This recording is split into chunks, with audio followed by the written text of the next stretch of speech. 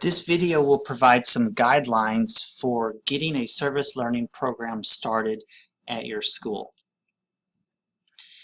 I'm going to talk about development of forms that you can use for service learning, and one of the important things is to have a uniform set of forms and documentation that's used all throughout the college.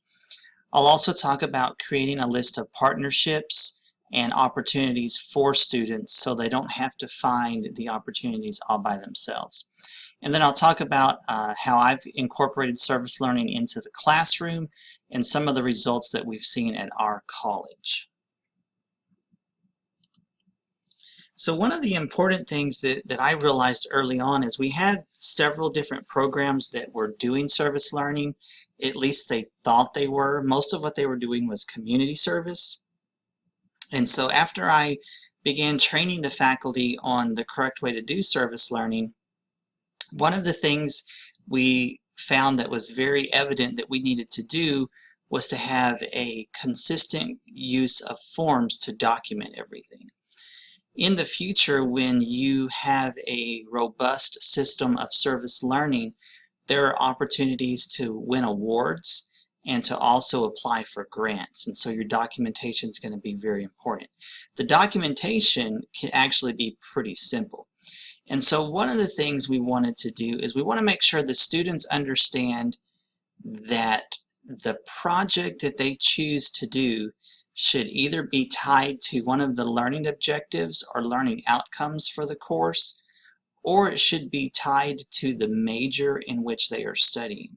And so with career and workforce education, many times you could do a service project with a group of students because they're all on the same career path. In general education classes, it usually works out better if you can have students find their own projects, and we want it to be related to something that is specific to what that student wants to do. So the student should go out and seek out the partner to do a project with, and we ask our students to give their instructor or their faculty member a description of what the project is.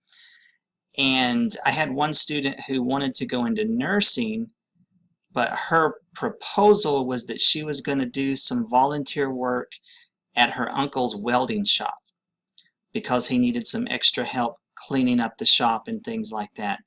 And I helped her realize this doesn't really align with your career goal. So eventually we got her connected with some volunteer opportunities at a nursing home. So I always like to have my students present their project. We make sure that it meets the requirements before they go out and do it. The other main piece of documentation is you want students to document the time that they spend. You can decide how long the service project needs to be or how many hours they need to put in, but you want to have some type of documentation log where they record their hours and get a signature from someone at the facility. If you tell students just go out and seek out your own opportunity, many students will not do it, or they won't have the motivation, or they won't feel comfortable doing it. So what we've done is we have created a list of partners in our area that have had a history of working with the school, with on-the-job training and internships and community service. And so we provide, this is just actually a short sample of the list that we provide our students to help give them some ideas of some areas in the community they may be able to work with. And then implementing it into the classroom. So one of the courses I teach is called Learning Frameworks. It's our college's student success course.